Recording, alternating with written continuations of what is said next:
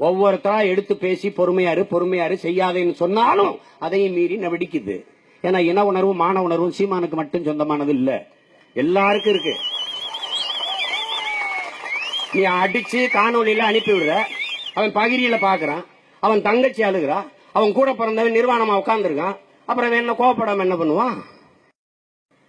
ஒண்ணுதான் என் உடன் பிறந்தவர்களே, உங்களுக்கு சொல்லுவேன், அடிக்கணும், அதுக்கு முன்னாடி அதிகாரத்தை பிடிக்கணும். கவனமா கையில் வச்சுக்கணும். கன்னட நம்மளை அடிக்கிறான், தெலுங்கு நம்மளை அடிக்கிறான், மலையாளி அடிக்கிறான். ஏன்? அந்த மண்ணின் மகனே அந்த மண்ணை ஆள்றான். அதிகாரம் அவனது, அவனை பாதுகாக்குது அந்த அதிகாரம். நம்மள அப்படி இல்ல, இது நமக்கானது இல்ல, நமக்கான அதிகாரம் இல்ல. நாம் அதிகாரமற்ற அடிமைகள், அரசியல் வலிமையற்ற எளிய மக்கள். நம்மளால ஒண்ணும் செய்ய முடியாது.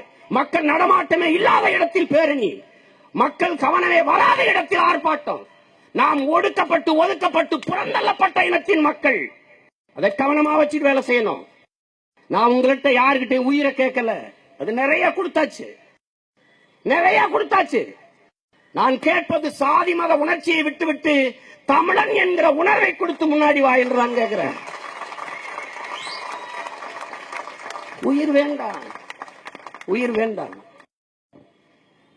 ஒண்ணு இல்ல, தம்பி அப்துல் ரவுப், தம்பி முத்துக்குமார், தங்கை செங்கொடி, எண்ணற்ற ஈக மரபுகள் தங்கள் உடலை தீக்கி தின்ன கொடுத்தாச்சு. இங்குக்கு இந்திக்கு இங்கே ஆதிக்கமா?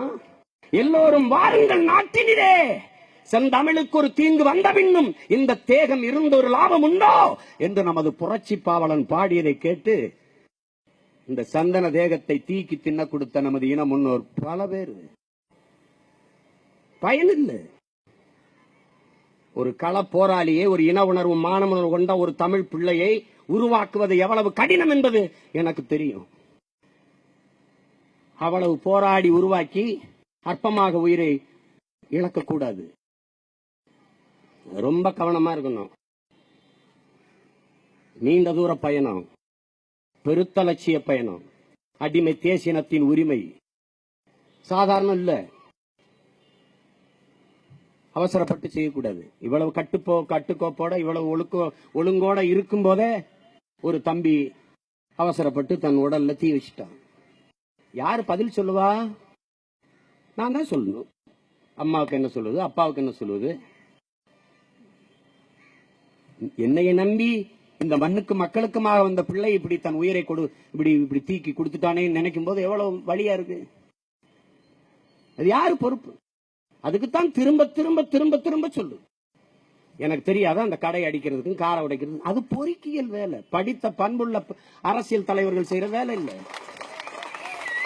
அது வேலை இல்லை. அந்த அரசியலை நம்ம செய்ய வரல, அது வரல.